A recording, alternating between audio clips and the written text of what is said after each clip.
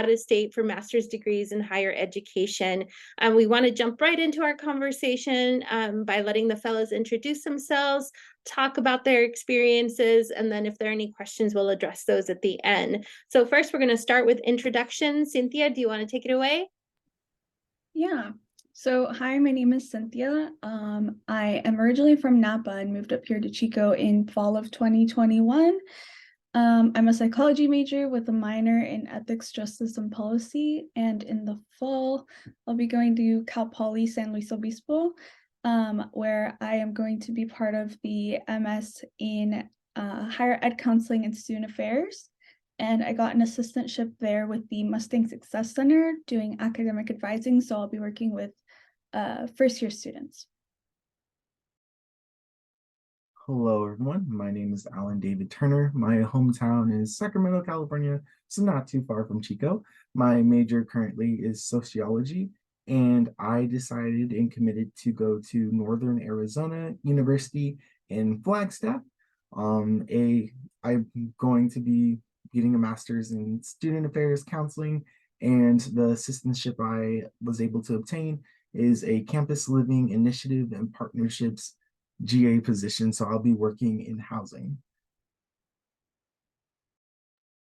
Hello, everyone. My name is Julia Garfield. I'm from Riverside, California. I am a political science major with a minor in anthropology. I will also be attending Northern Arizona University in Flagstaff, Arizona. And the fellowship that I secured there is with student rights and responsibilities.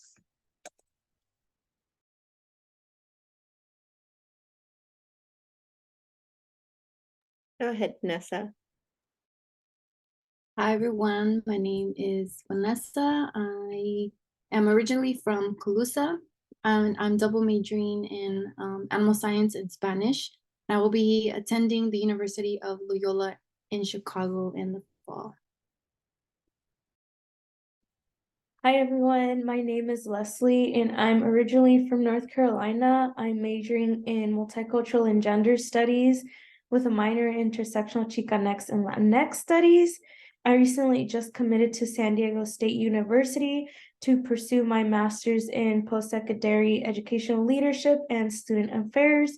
And I'm really looking forward to expanding my research on Hispanic serving institutions. That's wonderful. Thank you, Leslie. So the first question that I have for you all is, we just returned from the National Association of Student Personnel Administrators Conference in Boston. What was your one takeaway or your major takeaway from that experience? Cynthia, do you want to start us off? Yeah, so I would say my main takeaway from that conference would be just how many ways there are in serving students and kind of how like everyone is working towards the same goal through different strategies. I would say, you know, there's no one size fits all. And it was really interesting to hear about all the different like approaches that different campuses and institutions have, and even in different departments, how that looks different for everyone. So I would say that was my biggest takeaway. Piggybacking off of Cynthia, I feel like for all of us, when we initially got to the conference, our one word we would use to describe it is big or just massive. And so a key takeaway would be just how massive the realm of student affairs is, and how like, you know, different like every single position is, all with, like Cynthia said, a common goal of serving students. So it was really eye-opening to see so many people there with this similar passion that we are all getting into, and is really like a pleasant feeling to know that there's that many people committed to students. Yeah, I would definitely have to agree with Alan.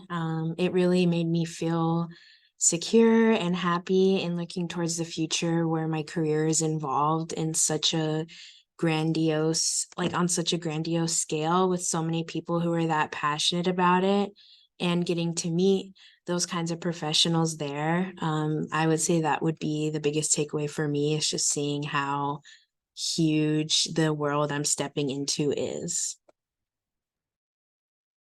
I really enjoyed the whole experience. Like Alan said, it's a very big convention and conference. So it's okay to feel a little bit nervous about going there or even being there, but know that you belong there.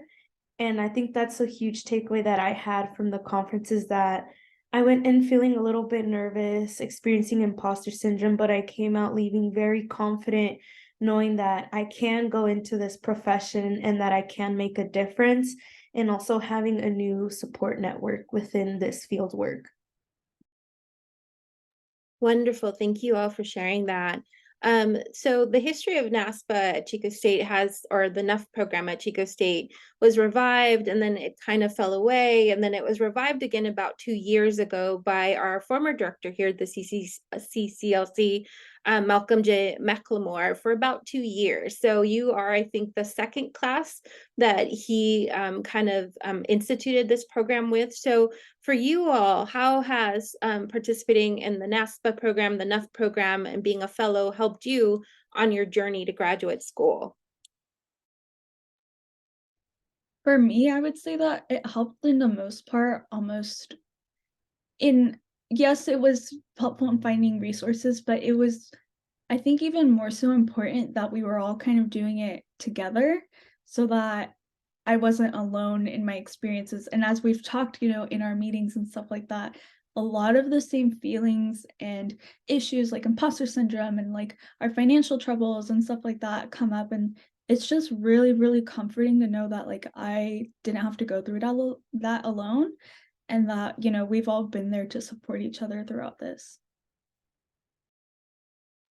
Absolutely.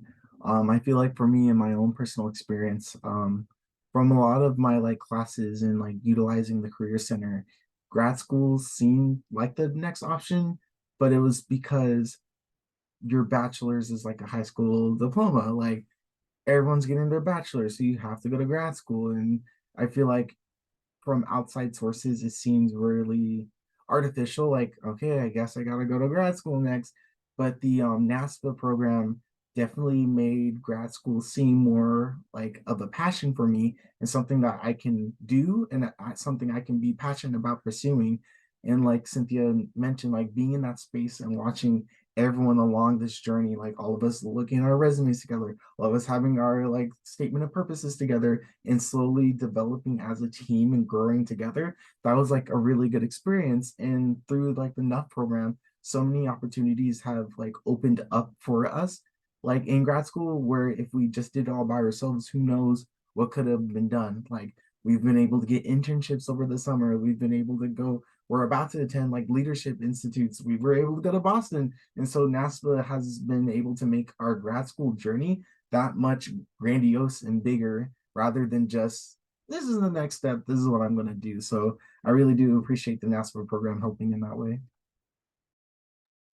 Yeah, I would definitely have to agree. Like before I got admitted to the program, just the thought of applying to grad school like made my hair fall out and like stressed me out that much. But being with people who are struggling like me and having mentors to help us along the way definitely alleviated a lot of the pressure. And that's what I needed. Like I needed that support because it's hard. And especially like we're all first gen. We did that for undergrad and it was hard, and we're doing it again and it's harder, but we have that support. And I feel like that support for first gen people from low income communities, like my other group members and myself, like we really needed that. And I'm so grateful that I had it, because I'm honestly not sure if I could have done it without the support, because it's just like a really difficult process and no one really can prepare you for that. So I'm very thankful for being in this program. Yeah, just echoing what my peers have said, it was really nice to have like a core foundation where you could go and like vent about this whole process of applying to grad school. We're all first gen, so there was tons of imposter syndromes. I'm sure all of us at several points were like, this is impossible, we can't do this. For me specifically too, like I'm a woman of color, I'm Latina, so I constantly hear only 6% of Latinas go on to grad school. So I was like, there's no way that I could do that. I don't have the highest GPA. Like I've struggled in college, and like I would hear people say like you have to have like a 3.0, and I'm gonna be really honest, like I have a 2.5, but I got into all the grad schools that I applied to. And I'm very grateful that I had this program because not only did you have that emotional support, but you had tons of resources where like you could like work on your resume, on your personal statements, and like you had people navigating you and like just being there with you and cheering you on throughout the entire process and all the emotions. Because we've all talked about how challenging it is, but it's also exciting at some points. So it's a roller coaster of emotions, but the NUF program was also a great resume booster. So there was that benefit too, like as someone who's going into student affairs, like what a huge honor to say that we're a part of NASPA and that we attended that conference, because many student affairs professionals, they haven't even gone to those conferences, and we get to say that we did that as undergrad students, which is such a huge accomplishment. Yes, for sure. And I wanted to point out as well, several of you are participating in the Dougie Institute this summer, correct? So I believe Alan and Julia and Leslie are going to Mississippi, and you'll be living at a historically Black college. Is that correct? Yes. So another opportunity that came via the NUF program. So we're excited to see your journey on that new adventure. So the next question here for you is, how did you all discover the field of student affairs, and how did you decide to pursue it as a career? Because not many people know that student affairs is a viable career. Cynthia, let's start with you. Yeah, the way I came about it is actually kind of funny. I remember it very, very vividly. So back in my community college before I transferred to Chico, I think I switched majors like 4 times just trying to figure out what I was going to do. I ended up falling in love with psychology and just kind of figured I'll figure out what to do with it later. And I remember being in a Zoom meeting actually with my counselor, my academic advisor for my community college, and it kind of just like a light bulb went off, and I asked her, I was like, how do I do what you're doing? And she was like, oh, like, yeah, let's talk through this. I didn't know you were interested. And I was like, to be honest, I didn't know I was either until until right now. But yeah, ever since then, like, that's been what I've been working towards. And from that moment, this kind of unknown passion came out of it, which in a way does make sense because I've always, education is such an important value of mine. And growing up, with my parents, my immigrant parents not being able to further their own education have instilled in me this value of education and what it can do for me and what it can do for my family. So I think it came out in almost a very organic kind of way. It just needed some time to kind of surface up. But yeah, ever since that moment, and I say advising specifically because it was such a critical component to my success as a student. Being a Latina first gen student with, really no one to turn to at home, all I had was my advisor. So that came out of it. And I just realized, like, I've always known I've wanted to help people in some capacity, but this is just, it kind of just goes full circle. So that's how mine came about. Thank you, Cynthia. I always knew that I wanted to do something education related since I was in the 6th grade. I was telling myself I'm going to be a teacher. When I applied to Chico, I was music education, but I realized I didn't want to learn the theory. Then I switched to English education, but I didn't want to take British literature. And then I ended up with sociology. But for me, I got into student affairs through the careers and activities I was taking part of, like during my undergraduate. I was a resident advisor for like 3 years, and I ended up joining the Chico program where I met Malcolm, and he introduced me to the Cross-Cultural Leadership Center on our campus. And then I ended up becoming a cultural program coordinator this year. And being in that space, like looking up to people within the center, I was like, wow, this is something that I can see myself doing for like the rest of my life. I really found like mentorship, especially in Malcolm, because throughout my college career, I didn't really see a lot of men of color, especially Black men, and we're not really prevalent in student affairs. And so I really wanted to be that person for others that they get to see. So and the next generation coming into grad school or just undergraduate, they get to see me in these spaces and understand, hey, this is doable, or hey, I can have a mentor who looks like me. And so I want to like continue doing that and being that resource for students of color, and continue giving back to like my own community. And where I ended up in student affairs, like I just know that me being in those spaces is going to be very crucial. And that's like the main reason why I got into student affairs. Thank you for that response, Alan. For me, I was just really, really lost, like, and it was stressing me out because I kind of felt like I didn't really have a passion for anything. Even in political science is super broad, and oftentimes you do have to go and get your master's degree or go to law school was kind of like my only two options. And I did not want to do law school. So I was kind of like, I don't know what to do. I'm really stressed out. But like Alan said, I was able to, or like how he was able to find something to do on campus, so was I. And that was kind of like my gateway into student affairs, because I realized like, hey, I actually enjoy doing this and I want to come to work and I have fun at work. And I met people who cared about me. I had mentors who wrote me letters of recommendation with no hesitation. People who were there for me when I really needed it academically. And I had never had that my entire college career previously.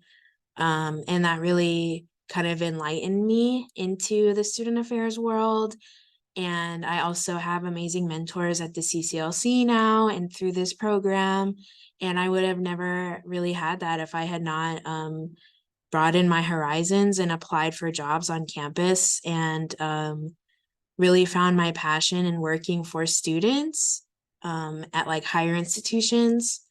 So I would say I just found my passion, and that is something I never had felt before previously. So of course I'm gonna like want to chase that dream, and I am successful. So far I'm successful in doing so. So I'm really excited for the future and what the field of student affairs will bring for me. I had a kind of similar start as Julia. I also was very lost and didn't know what my passions were. I changed my major 3 times. The only core thing I knew is that I wanted to help people out. I just didn't know in what capacity. And I really love social justice and advocacy, which is why I was so geared to multicultural and gender studies. And I always had that fear of like, oh my God, my diploma is just going to be a decoration on the wall because I don't know what I'm going to do. So it was a difficult journey with that. So then I said, you know what, I'm just going to get involved in campus clubs and organizations, see where that takes me. And I did internships, jobs like everywhere, which also helped my resume. But through those jobs, like I was really able to step into that role of being a leader and a mentor. Specifically, the orientation program really transformed me, and that's because the supervisor really took on not only the role of like my boss, but as a mentor, he really invested into my success. And he was the one that planted the seed. Hey, have you thought about grad school? What if you go to grad school? What if you just think about it? And I kind of started thinking about it and kind of kept that seed with me through the orientation program. And then I remember talking to him one day after work, and I told him, hey, I absolutely love doing this. Can I pursue this as a career? I'm like, you're doing it. What did you do to get there? And he was like, hey, it's actually like a real thing. It's called student affairs. And we talked more about it, but I really just dove into the world of student affairs thanks to my mentor. He really opened those opportunities and exposed me to a lot of resources for me to get more involved and really get a full sense of what students affairs is like. But I just had such an amazing feeling. Like I felt so passionate and so fueled up every day. And I felt like within student affairs, I have that ability to advocate for people and create social justice and move towards a more equitable and transformative educational experience for students. And similar to Alan, I felt like I didn't see people like me, like people of color. It's really hard to see people of color in higher ed. And I was like, I want to make that difference. I want to increase that. And I want other students to see that, like, you can make it. Other, like, underrepresented students, that you do have a spot here and that you do belong. But yeah, students affairs, like, it just never felt like a job for me. It just felt like I was going in and having fun every day. Like, even when there were days that were difficult, like, I always left the day feeling some kind of reward. So it wasn't easy to find it, but eventually I did, and I feel so confident now going into this career. Thank you, Leslie.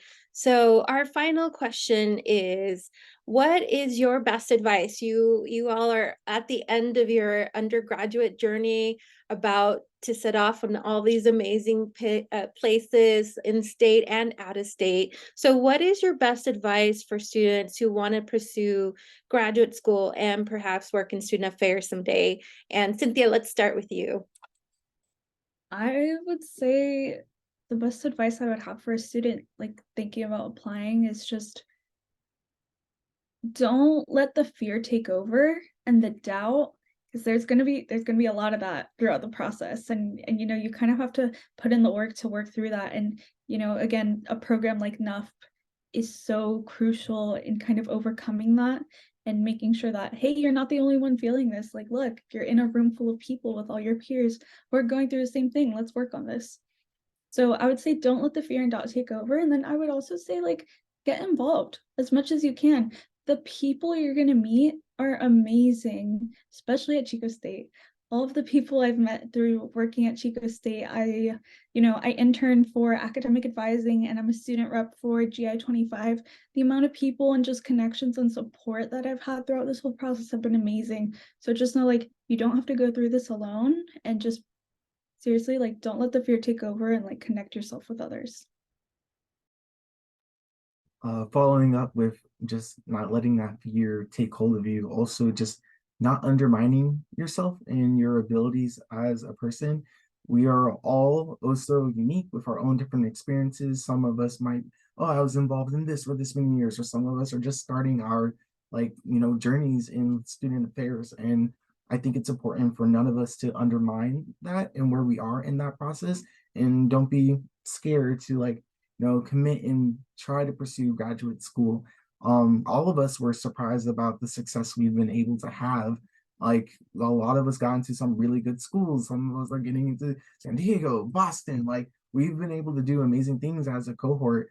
And if we undermined us as individuals at the very start, none of this would have happened. So definitely don't undermine yourself and utilize the resources you do have present, because I feel like a lot of us were able to accomplish a lot through NUF, and if we didn't do that, who knows where we would really be in that process. So just utilizing your resources as well.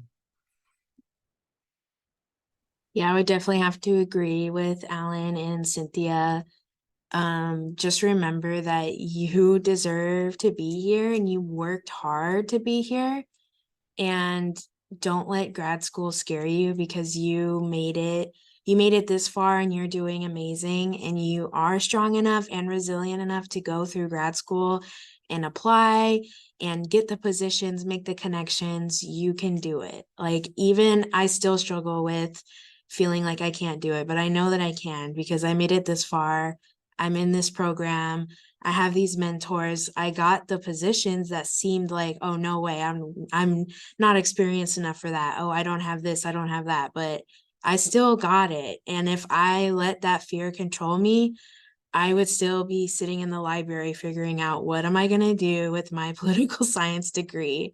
But now I'm here and I have a plan, and I feel secure in that plan. Another thing I would also like to say is definitely make connections. And I feel like a little bit of a hypocrite saying that, because I'm still shy. I still struggle with talking to people, but with the connections that I have made so far, they have helped me so much. And I view them as like, like real mentors who are really there for me and not just like someone I can get something from. It's like people that I'm going to be talking to years after I graduate and emailing and updating and going to get coffee with. Having those kinds of connections is super helpful in any capacity, really. Yeah, just completely echoing what everyone has said. Don't be your own barrier to success. Imposter syndrome is real, and sometimes it gets so intense where we stop ourselves from pursuing our goals or our dreams. Just put yourself out there, do it. Just take that step of, hey, I don't know what's gonna happen, but I'm gonna try it. And even if I don't get the results I wished for, at least I know I tried. I can tell you for a lot of the schools that I applied to, their application said, you need this kind of experience. You need a 3.9 GPA. I don't have that, but I still got in. And I was offered assistantships and scholarships and housing too. So you never know what your possibilities are. Just if I would have let that fear take over me, I would have never have achieved that. I would also echo like use your resources, whether that be like Career Center or whatever you need, but also like resources in terms of like emotional well-being, because it will be a challenging time. And with that being said, I would also like to say, be kind to yourself. It's a very difficult process, and only you know the hard work that you've invested into getting into this point. And even the fact that you're thinking about grad school, it's hard to even get to that point. So I want to applaud you all for thinking of that and for putting yourselves out there. But love yourself, be kind to yourself. You deserve this, and it's okay to take those pauses and to feel a little bit overwhelmed. But just essentially remember that you do belong here and that you do deserve this. Thank you so much, everyone, for sharing your experiences and your wisdom and the things that you've learned through this process. It doesn't look like we have any questions today, and we're about 2 minutes into finishing up here. So I'm going to let Alan close us out, and then that will end this presentation for this evening. Of course, thank you. Once again, thank you so much for joining us today. As you've heard from all of us, being a NUF mentee has been a positive experience for all of us. Coming from underrepresented backgrounds has created barriers to our success, but still we have been able to persevere. This program has allowed us to grow as future professionals in so many different ways. We do want to take time to thank and highlight people who have helped make our experience as special as it could be. So one, thank you to the administration at Chico State for taking time to hear our experiences and allowing us to have this opportunity. Thank you to Don Frank for being invested in our futures and allowing us to utilize the space known as the CCLC. Thank you, Malcolm Moore, for his time these past couple of years with pushing for NUP. And finally, thank you, Yamle, for being there with us as a mentor for every step of this exciting but stressful journey